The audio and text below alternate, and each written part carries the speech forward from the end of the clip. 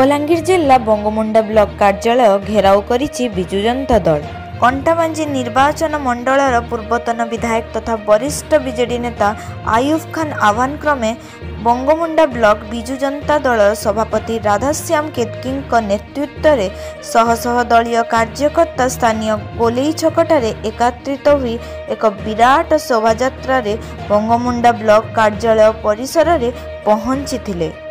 Bangomunda block कार्यालय सम्मुखीन विक्षोभ प्रदर्शन करने सह राज्यर डबल इंजिन सरकार विरोध में नाराबाजी करथिले। घटुथिबा नारी निर्यातना, नाबालिका अपहरण, धानर अभावी बिक्री, सारर कलाबजारी, दरमा वृद्धि और बंगमुंडा ब्लॉक विभिन्न पंचायत रे मनरेगा योजना लक्षाधिक टंका हरिलुट करुथिबा सरकार पक्षर ए अभियोग उपरे उच्च स्तरीय उदंत दाबी करिछि।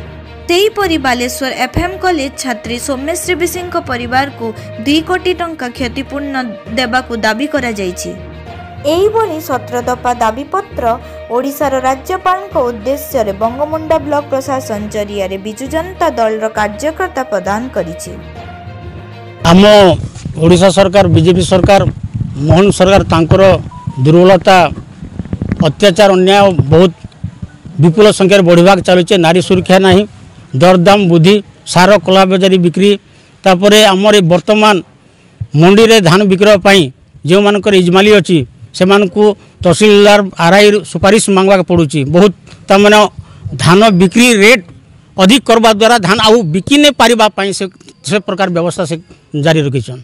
तापर देखुन सौम्यश्री जनते बेले से निजे लेखिक देले चीफ मिनिस्टर के धर्मेंद्र प्रधान के, तापर तांकर संसद प्रताप षडंगी को देला परे जदि मृत्यु होचे तापर अन्य लोक कि सुरक्षा देवे बीजेपी सरकार।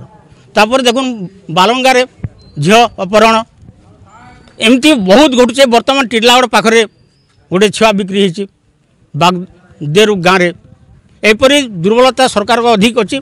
आम या जिते बेले बीजेपी सरकार कार्यानुष्ठान नहीं ने आउ भयंकर आमर आंदोलन जारी रहा। यह आमर मुख्य।